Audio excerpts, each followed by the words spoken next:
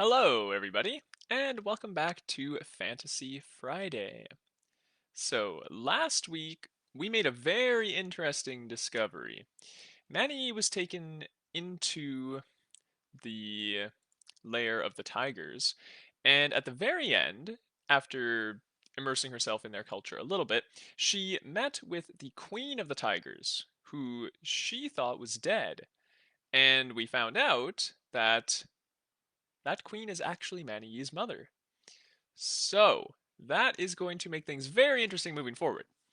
So let's go ahead and see how their interaction plays out here with chapter 29. What do they call you? The Queen of the Tigers asked. In the now emptied room, the question hung in the air between them. The Queen of the Tigers had sent them all away. The priests, the warriors, the eerie men, even the thralls, save for Maniye, and one other. By the door, a quiet presence, was Broken Axe. I am named Many Tracks, she declared, seeing the slight twitch of an eyebrow when she glanced towards Broken Axe. But my name is Maniye. Because if this was really her mother, then here was someone she must give her true name to. The queen's face was rigid, her posture stiff, as though she was fighting to control something. Her eyes skittered across Maniye, unable not to look at her, yet never still enough to properly take her in. Always the wolf way, the backwards way, she murmured. To hide the birth name that means nothing, when it is the given name, the hunter's name, that tells the truth about us. That is why it is the secret name. They are fools to reveal it so. She stared at Maniye, seeming to steel herself. I am Jolpe, she continued, and then, but I am called Strength under Moonlight. The words left her with a shudder, a concession born of customs alien to Maniye. Thank you, the girl replied. She was waiting for some sense of connection to arise between them, mother to daughter. That was how it should be, she knew. That was how the stories had it, whenever a estranged family found one another. They always knew. The connection of kin drew them inexorably together. She thought Jolpe was waiting for the same thing. There was a gap between them that was not mere distance, though. They say you are my child, the Queen of the Tigers declared awkwardly. They told me you were dead. Manny had not meant to say it. I lived all my life knowing you were dead, that my father ordered you killed, and that he did it, jabbing a finger at Broken Axe. And then she rounded on him furiously. And why didn't you tell me? Any time you could have said, your mother lives, and made all the difference to my life.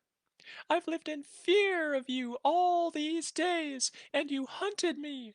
Even at Loud Thunder's fire, when we were free of the winter runners, still you tried to take me back. Still you said nothing. Why? Broken Axe drew a deep breath.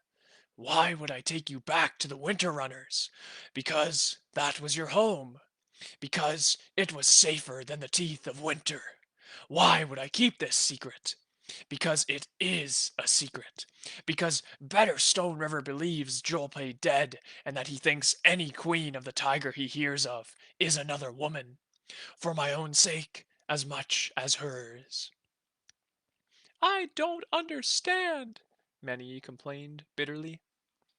The wolf hunter shrugged, suggesting that neither he nor the world were there simply for her to understand. I am the wolf that walks alone, he said simply. I am not Stone River's pack follower. I do what is right. By whose reckoning? She demanded. My own. That is the true path of the wolf, not the leader, not the follower. He spread his hands self-effacingly, as though embarrassed by how grave he sounded. There was the scuff of a footstep. Jolpe had stood up, taken a step closer. Her presence was as demanding as a fire, and yet where was the heat? One of Jolpe's hands moved a little, rising towards her daughter, then drawing away. There was a thing she was not saying, perhaps not even letting her own mind light upon, but it was there in the chamber with them. Maniye felt it, that unspoken thing. It was what had been done. It was the history of Jolpe's captivity amongst the winter runners, her humiliation, and all of what she had endured. It was a history that had a sequel, though, and the sequel was Maniye. I feel nothing. Jolpe's voice was fractured with emotion. For you, she meant. Maniye felt herself begin to tremble very slightly. She met her mother's eyes desperately, and saw the same need there, reflected, back at her. You are my daughter. It was spoken as though the words were alien to her. Broken Axe has vouched for it. After he took me away and swore to Stone River I was dead, he watched you grow into what you are now. He gives his oath that you are my blood. The queen brought her hands up before her, clenching them into fists over and over. But I look at you, and I only see a wolf. I can step. I know what they say, but it means nothing until you have cut a soul away and become one thing or the other. And you have a wolf face, wolf eyes. Her own had gone very wide. I cannot see myself in you. I fled the winter runners, Maniye insisted. I want to be nothing of theirs. But she was lying, of course. When she had passed Kalameshli's trials, she had been proud to take her place in the tribe. It was only when Akrit had revealed his plans that she had run. She was false to the wolf, so why not to the tiger as well? I kept Broken Axe here to remind me that not all born in the jaws of the wolf must be an enemy, the queen said softly. Mother! And the word seemed as leaden and strange to her as daughter had been to Jolpe. I will make you one of us, the queen declared, not as a threat, but more out of desperation. You will train alongside our daughters.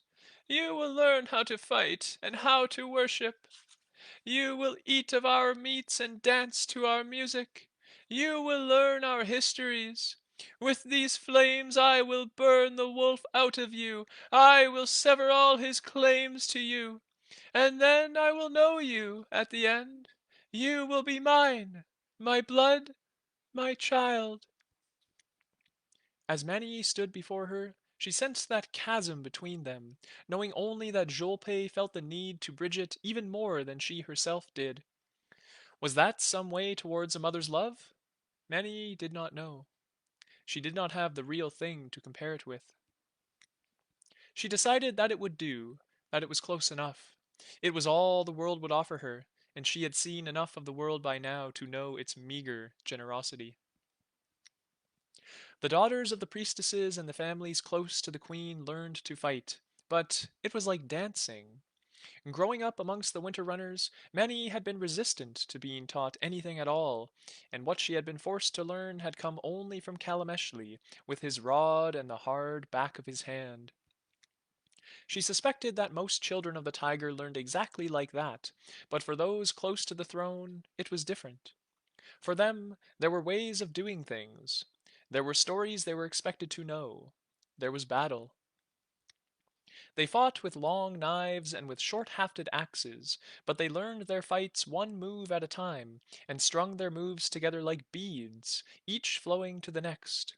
Their teachers, sharp-voiced priestesses like Erichaka, emphasized the grace of each movement, the poise and balance, where the feet trod, where their bodies were weak. A student who took the wrong stance could expect to receive a hard shove to show her just where she had failed. It was all alien to Maniye. More, the teachers regarded her with emotions ranging from bafflement to open dislike. The other students stared and whispered, repelled by her differences. Wrong face, wrong skin, wrong hair, wrong eyes. And small, too. Smaller than girls 3 or 4 years her junior. Everything around her seemed set on making her admit defeat. The girl who had hidden and skulked among apart the winter runners, the girl whose world had been an exercise in avoiding the notice of the powerful, she would have failed here. But she was not that girl any longer. Looking back, she could see that the actual privations she had thought she was escaping were small things. She had lived a life where she was fed and sheltered, not a thrall, nor fending for herself. But when she had rescued Hesprick and fled, she had unwittingly broke out from a different prison, a prison of no choices. She had defied her father, and in doing so had become someone for the first time. Maniye had spent a harsh winter becoming that person. Her flight from Broken Axe had taught her to think fast. Her months with Loud Thunder had taught her to shift for herself. She threw herself into her new surroundings with a will, watching every movement, listening to every word.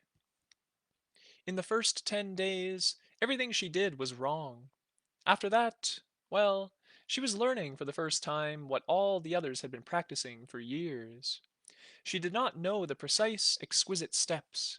She did not know the proper and exact wording for the tales. She recognized where the gaps were, though. She knew the limits of her ignorance. When she came to them, she did not turn back, but just ran faster, leaping each gap as it appeared.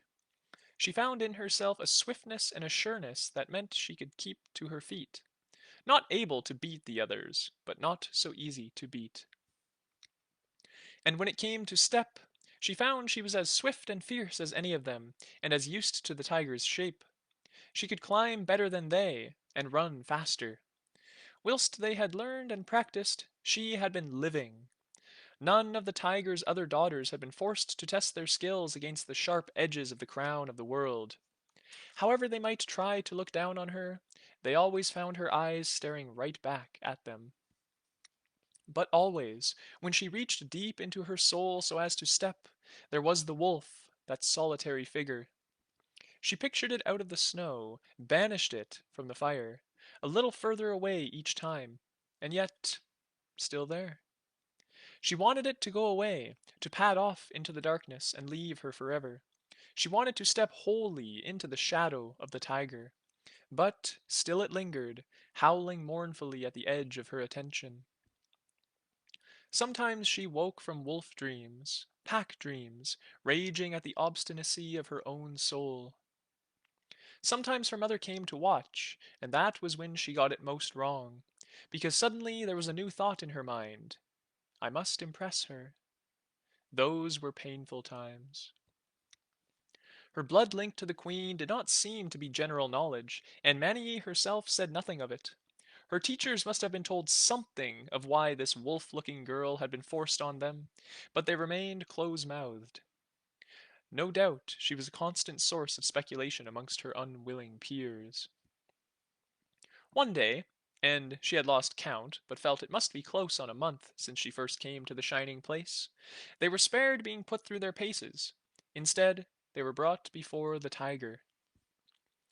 Maniye was never sure whether this was some sacred date that nobody had mentioned to her, or whether the queen had ordered it, or whether this was all because of a challenge between two of the priesthood. They were taken down to the temple chamber, though, and made to kneel and watch the scattered smoke and firelight dancing on that wall with its ever-coursing carvings. To Maniye, the presence of the tiger was palpable, hanging in the air, moving restlessly from wall to wall. Glancing at her peers, seeing expressions ranging from fear to boredom, she wondered if they felt as she did. Could you really become jaded with that brooding, bloody-minded spirit? Or was her own mind just coloring the smoky air? Perhaps she cast the tiger as menacing, because she knew she would never truly belong. She fought down that thought mercilessly, and felt a tiny spark of approval? So she told herself.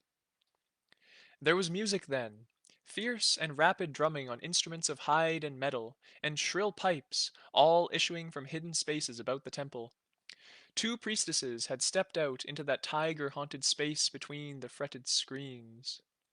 They wore much gold about them, though little else, and their skins were streaked and striped with eye-leading patterns of black.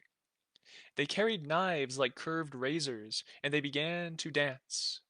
With her breath caught in her throat, Maniye watched them as they stepped around one another. Each move was between positions of perfect balance. Each step moved the hands and the knife as they circled. It was the perfect expression of the clumsy lumbering that Maniye and the other girls had been lurching through. They were exquisite in every motion, eyes fixed on each other, moving through exacting passes with unthinking elegance. Then the first blood was drawn, and Maniye realized that it was actually a fight. Whether there had been some disagreement between them, or whether this was an offering to the tiger, she had no idea. But in a handful of seconds, both women bore two thin lines of blood across their bodies, and the tempo of the contest was accelerating, without their movements being any less perfect. And then they stepped, and fought as tigers, and it was simply a continuation of the dance. Each flowed from shape to shape as advantage required, 2 feet to 4 and back, and never faltered. The keen lines of claws joined the thin scratches of their blades. Watching them, two masters of an art that she had only recently discovered, Mani could only think, how could these people ever have been beaten? The wolves had nothing compared to this, only the hard experience of a hunter, gained piecemeal. But the wolves had a different way, of course, for they did not fight alone, and she had seen herself how few in number the tigers were. She almost missed the moment when one of the women misstepped, in human shape with her blade held wide, and her opponent, a tiger, under her guard.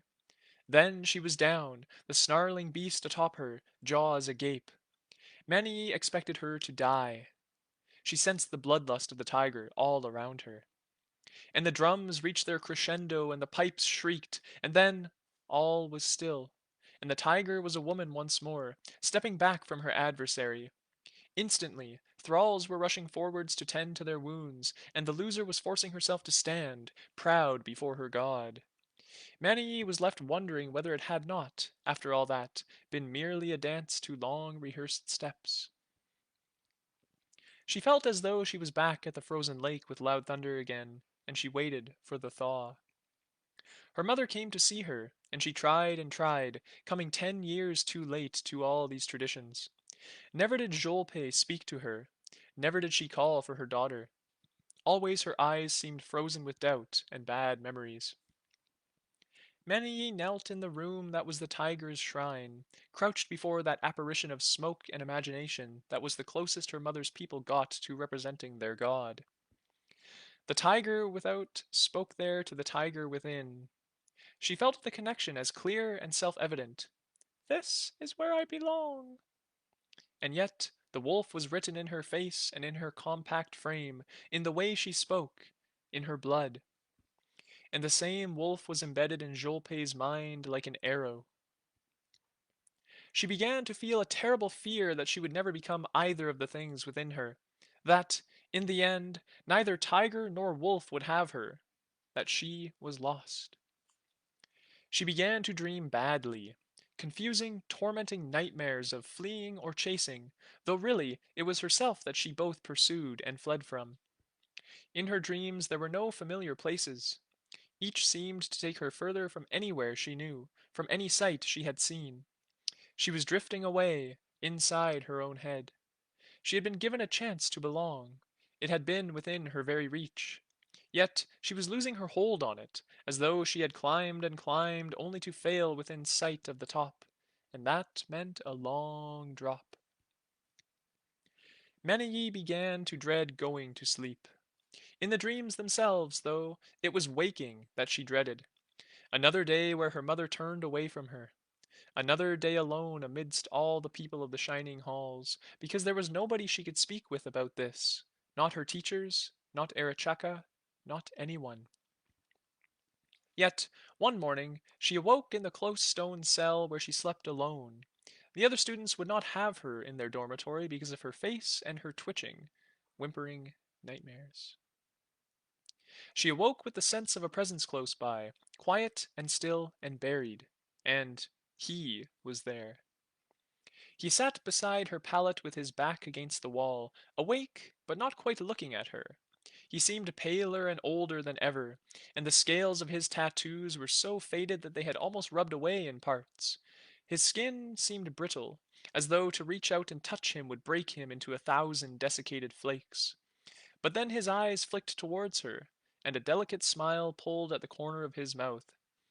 Good morning, little tiger, said Hesprick softly. I came to see that you are well. She had her smile ready, and was hunting about for some mocking retort, some dismissive joke, when the tears came. Abruptly she was sitting up and weeping, holding him close, feeling the feather weight of his hand on her head, smoothing her hair. And that's the end of chapter 29. So, Hesprick popped out of nowhere to visit Maniye in her cell within the tiger. So I wonder how he made it in. How they just let him through. Maybe he has some sort of powers, as many has long suggested. Let's find out. Chapter number 30. Here we go. It is no great matter, Hesprick told her. But how are you even here? Maniye demanded. Does the serpent not know always under the earth? Hesprick looked at their close stone confines, almost approvingly. Besides, I discovered some fellow countrymen whose aid I was able to enlist. Serpent provides, little tiger. Maniye thought about the gods of wolf and tiger. Did they provide? They challenged, yes. They made their people strong by testing them and weeding out the weak, which sounded admirable, unless you spent your life terrified of weaknesses you could do nothing about. Hesprick was watching her, reading each thought from the smallest change in her expression, or so his eyes suggested. Nothing lost, nothing forgotten, he told her softly. Serpent seeks for old knowledge in the deep earth and brings it to light.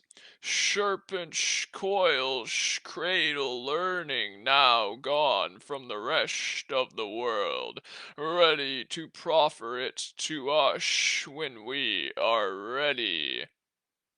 Why do you think the world has to suffer ancient creatures such as I? Only that we go amongst the people of the world with those gems of knowledge Serpent has dug in the deep earth of old time. I don't understand you, she told him. But inwardly she experienced a stab of envy at the comfort his god gave him. Then she felt guilty for it, because she was trying to grow close to the tiger, not be seduced by some other way. But still. She almost did not say it, hovering twice on the edge of voicing the words without letting them out, before finally giving way. I thought I felt serpent. I, I thought he helped me once, twice. He? She? Either. And most likely you did. Serpent's coils run beneath all the earth, and now that you have met me, you may see them from time to time. You have become something that serpent may notice. He stretched. Now, there is a priestess who has said she would like to speak to me of visions. Maniye stood up suddenly, feeling betrayed. You're here for your mission. You're not here for me at all. Hesprick rolled his eyes, spreading exaggeratedly exasperated hands. Dear me, life is so simple in the crown of the world that you can do one thing at a time only. I came here for you, and I am very grateful that your meanderings took me to a place where I might also advance the serpent's business. Feeling backed into a logical corner, Maniye folded her arms stubbornly. If the coils of the serpent are everywhere, why does he need you? Because I am a loop of those coils. It was past time for her to be gone to her studies, she realized. Will you? She could still not quite understand how he was here, alive and unfettered. Will you stay? For a time, he agreed mildly. I must find some path back to my home eventually, but for now I am here, and in no apparent danger from your kin, thanks to, if I might say so, a remarkable combination of good fortune and deft speech on my part. And you, of course. She started. Me? Yours is a name to conjure by. When I gave it, they brought me straight before that remarkable woman who rules here. Why was that, I wonder? His expression gave her no clue as to his private thoughts. She wanted to answer him, but the whole business had laid a weight of secrecy on her ever since she had first left her mother's presence. She had grown used to it being that one piece of knowledge that was never spoken of, even amongst those who knew the truth. Later, Hesperk was there as she tried to match the careful steps of the other students.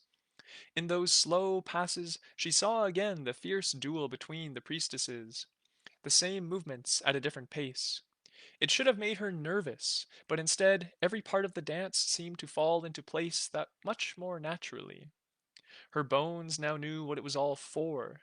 That was the day she stepped and took her bronze knife with her, making the hard metal a part of her body, and finding it in her hand again when she retook her human form. The old serpent's gaze upon her made her feel proud. Just as nobody openly stared at her wolf face or speculated on her heritage, so Hesperk seemed to share in that peculiar invisibility. He could hardly be missed, that outlandish old man with his cloth-covered head and his corpse-pallor skin, and yet tiger eyes slid off him in a willing conspiracy to pretend he was not there.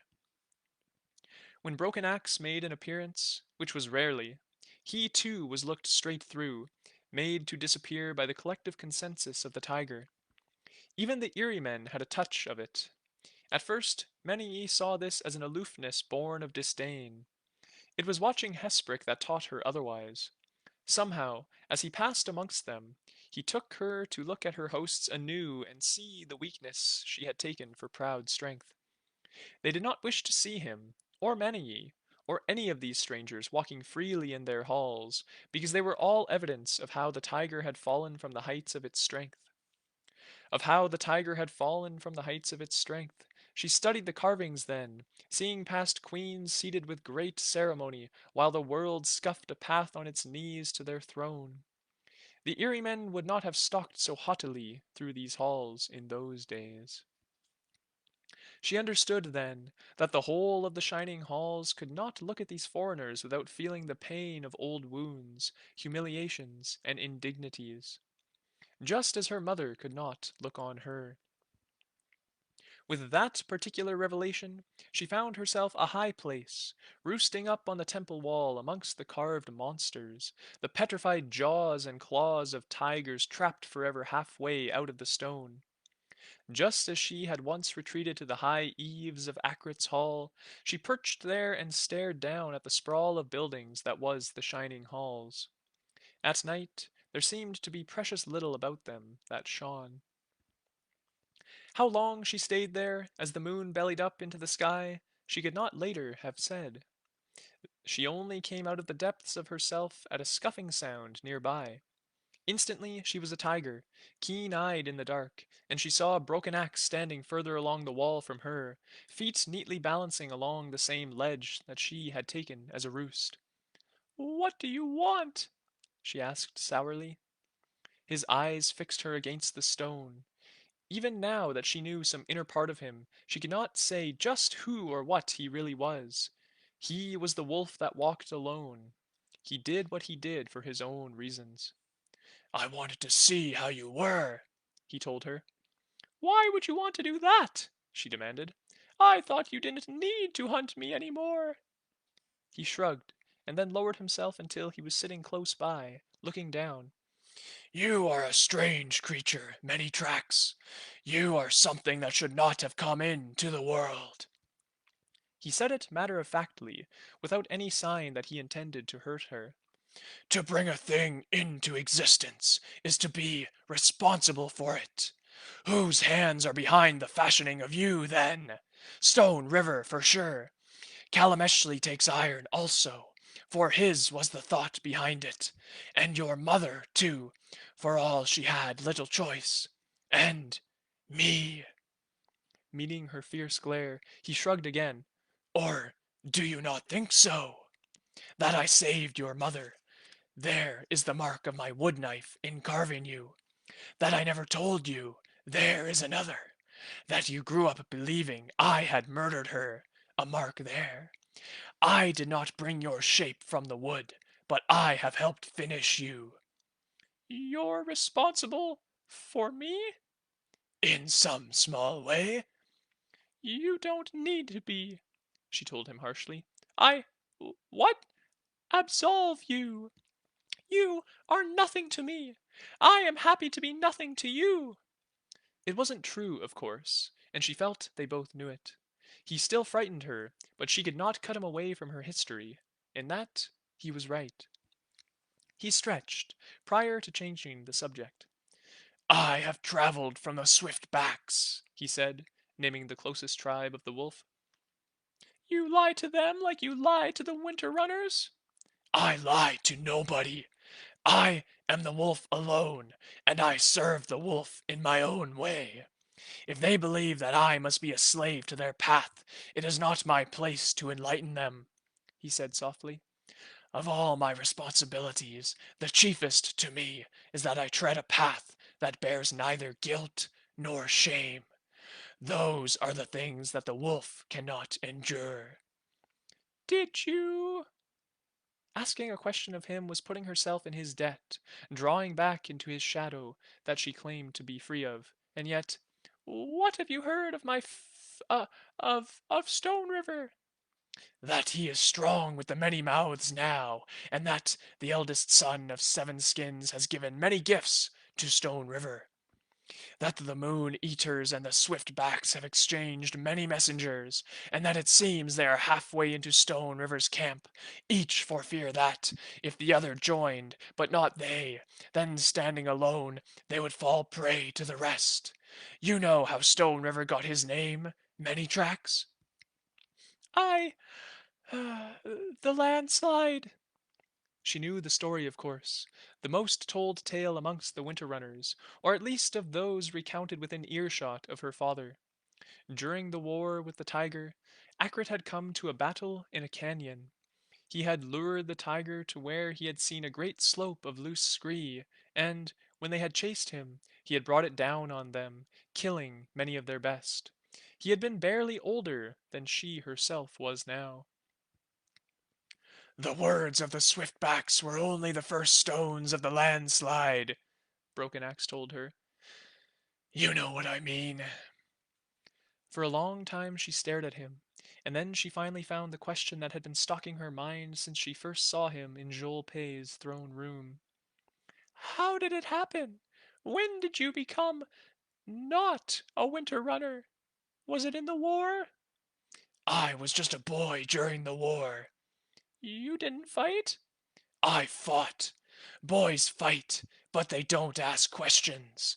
They believe what they're told. I fought well, scouted well. That's what they used us for, mostly. Of all the youth of the Winter Runners, only I could walk alone into the trees and take back the night from the enemy. I was noticed because I killed tiger warriors. When I left an axe head in the skull of one of their war chiefs, I was not much older than you. If you could have met me in those days, you've not have found a more devoted member of Stone River's war band. What happened then? Afterwards, after the tiger's power broke, when your mother had been captured, and they were forced to give tribute to Seven Skins and your father, there was a hunt. Stone River entrusted it to his best warriors, and I was one of them. Tell me, girl, how many tigers have you seen in your life? Tigers? Of wolves there are many, but you will find few tigers in these parts or anywhere west of here. We were ordered to trap and kill every one of them we could find. We were told to strip the tiger of its souls. He gave her a bleak look. I cannot even say what might happen then, when the tiger's souls must travel many miles to find a new body to be born into. And what if there were not enough? What happens to those souls then? And I thought about it all too long, what we were doing, and I knew that if I just did what I was told, and it was wrong, then being told to do it would not save me. If the tiger himself should stand between my soul and a new life, and demand to know why I slaughtered so many of its kind, what could I say to that? That it was Akrit Stone River who gave the order? What would that matter to a god? More, what could I say to myself when I asked that question of my reflection in the waters? So I became Broken Axe, the wolf that walks alone. I thought Stone River would be angry. Why wasn't he? Because to Maniye, it seemed her father had always been on the point of anger. When I came back from the hunt, he saw how I had changed. He saw how the change made the others in the village feel about me. They knew me for a strong hunter and a warrior, so they feared it. And Stone River used that. He let me go my ways so long as I went his ways too. He made me his huntsman, his messenger to other tribes, his fist to lift in threat against those who uttered words he did not wish spoken. And each time I weighed his orders, but mostly I did what he asked, because it did not offend me, and because, for all a man wanders, having a home is still a good thing. She was going to ask it then, but he was already going on. And there was your mother, of course, your father. You knew what was done, what his plans were for her, and for you. And after you came, he gave me that order to take her into the forest, far enough that her ghost could not find its way back to the village of the Winter Runners, and to kill her while she was in her human shape. He wanted her spirit to wander a long while before it could be reborn, if it ever was. And that was wrong. A shrug once more. It seemed so to me. And Stone River did not understand me. He never saw that I was not his creature. He gave me the name of Broken Axe, but he never realized I was not his weapon. Her next question took much longer to emerge. She did not want to think about it at all, but it could not be kept down. And what my father did to her, was that not wrong? She forced herself to look at him, and caught the raw, hurt expression on his face. But he had no answer for her. A few days later, a commotion summoned her from her solitary practice after the other students had gone. Since watching the duel between the priestesses, she had been taking every spare moment to work through as much of the fighting dance as she could remember, over and over until every muscle ached. The noise, to her surprise, was the Erie men. She hadn't seemed the boisterous types when she had seen them stalking about the shining halls previously, but now they had something to celebrate. Or else, she considered, they were making sure that their hosts appreciated them. She followed the sounds of their rhythmic whooping and clapping until she found them outside the front gates of the temple. There were half a dozen of them, and they had a prisoner between them. She felt an odd twist inside her when she recognized the man as a wolf. It was not anyone she knew, no winter runner at all. From his dress and markings, she guessed he must be a swiftback, a short, stocky man dressed in furs and quilted leather. The Erieman had a rope collar about his neck, and his hands were bound behind him. They were pushing him about between them, sending him reeling from one to another with kicks and blows whenever he stumbled or fell. She watched, and told herself that she was glad, because he was a wolf and an enemy. That was what any child of the tiger would feel in her bones. A gift! The speaker was the woman the Erie men had with them, although, behind her, their leader held his hands up. The wolf are growing bold again. They come sniffing up to your very walls. Be glad you have the keen eyes of the Erie to keep you safe. A gift for your queen. Here! And then Jolpe was there, revealed in the opening temple doors with a dozen of her priesthood. At her arrival, a little of the scorn went from the Erie men, though not all of it. You give him to me, Yellow Claw? Jolpe asked. The wolf had been forced to his knees. He is yours, the Erie woman confirmed after a glance at her chief. There are great hunters of the Erie, Jolpe recited. All will have their reward. The words were a shade less than sincere, and, from her look, her alliance with Yellow Claw and the Erie was a difficult one. Two priestesses stepped forward and hauled the prisoner to his feet, manhandling him into the shadow of the temple at a nod from their queen. Maniye held still, watching and waiting, but Jolpe's eyes never turned to her. The queen re-entered the temple without ever glancing her way, although Maniye's gaze bored into her every second. When she turned away, after Jolpe had gone from view, she was staring directly at the chest of Yellow Claw. The Erieman's gaze flicked over her, predatory and keen. His woman stepped forward to speak his words, but he yanked her back by her collar. So this is the wolf girl, he said. A handful of his people were at his back, but he was a big man, and there was an aura about him of a strength more than physical, Maniye thought. He hardly needed his followers to give weight to his threats.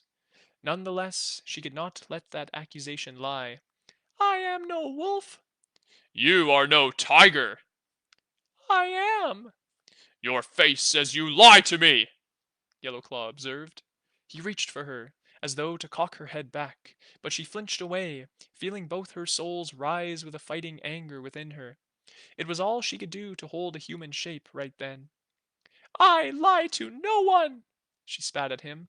I am Tiger. This is my home, more so than it is yours.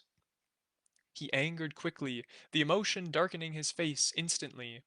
The wolf girl is full of words, he observed. They cram her mouth so much they leak. Perhaps it would be a kindness if a hole was cut in her, so they could all fly free. She felt her feet slide into the ready stance she had been taught. Her heart was hammering, infecting her blood with fear, but she held his gaze. You challenge me? Yellowclaw sneered at her boldness, but there was an exasperation to him because she would not simply bow her head and back down. She thought of the only Erie woman she had seen, all of them meek and haltered too, denied even the chance to give voice to their souls. How are my mother's people in league with these creatures? A hand fell on the Erieman's arm. One of his compatriots, short and broad-shouldered, with half his face plain black and the other half painted a pale gray. White paint slashed a band across his eyes. It was a simple mask, but the sight of it awoke a deep fear in Maniye, a fear of something she could not name. He wore a drab woolen cloak of no particular color, and beneath it his chest was bare, ridged with old, carefully inscribed scars. The sight of him seemed to jolt Yellowclaw as well, for all the newcomer said nothing. He had the authority of a priest, though, a man who it was unwise to cross. For a moment the leader of the Eriemen warred with himself, but then he hissed between his teeth and stalked away. The gray-faced man stayed on, staring at her with wide, round eyes. She felt far more scared of him than she had been of his leader. Then he turned aside and nodded once, and she saw Hesperk standing there. She did not have to ask the question, for it was writ large in her expression. This is Grey Harold, who spoke for me. Hesper explained. His word brought me into this place. There is yet remembrance in the eyrie of the oldest tales, when the serpent and the owl society stood shoulder to shoulder. The words rang a distant echo within her, one of stories seldom retold, tales of the soulless plague people, and the loss of many things. That night she dreamt, a broken, twisted string of images informed not so much by Hesperk's talk as by the things he did not say. She was chasing after her mother, running through a landscape made as though the shining halls had been sunk deep within the earth. She called out Jolpe's name, and even her secret huntress name, but the woman still would not look back, rushing full tilt through the broken, buried streets. Stepping to her tiger shape, Maniye ran and ran, but the distance between them only grew. A terrible convulsion in the earth's bones was occurring all around them, stone cracking, ornate carvings shivering into shards. Looking up towards the cavern's sky, lit by some greenish radiance that emanated from precisely nowhere, she saw Hesperk standing atop one of the buildings, and others like him, men and women, old and young, and all with the tattoos of the serpent making tracks across their faces. Grey Harold was there, too, and others painted like he was, and more still. They held their hands up as though warding off some presence that sought to intrude through the rock above. And then she knew how she could catch up with her mother, and she had stepped into her wolf shape, swift paws carrying her eagerly in the pursuit. But then she was at Jolpe's heels. The woman looked back with a stricken, terrified expression, and Maniye saw that the shadows on all sides of her were other wolves, and that she had been what her mother had been running from all along. Then she woke from her dream, because there was screaming, and it was coming from somewhere outside her head. And that concludes chapter 30 of The Tiger and the Wolf. So, interesting. Nanny is being immersed more and more in the culture of the tiger, and she is finding many connections that she did not previously know to exist. Broken Axe being heavily involved and perhaps saving her to an extent, preserving some sort of bond with the tiger, although the tiger and the wolf are at war just on account of history. Hesprick has some sort of connection with one of the owls of the Eyrie. And the owls are a race that we have not explored too thoroughly yet, so we'll see if there's another connection there. Seemed to be some allusion to some deeper history. And now, Manny just had a very peculiar dream in which she was chasing her mother as a wolf. And then she woke up to screaming. So, was it her screaming? Was it someone else? What's going on? We're going to have to find out next time, next week, on Friday at noon, when we read the next two chapters of The Tiger and the Wolf. So, I look forward to seeing you all there, and until then, have a great weekend. Bye now.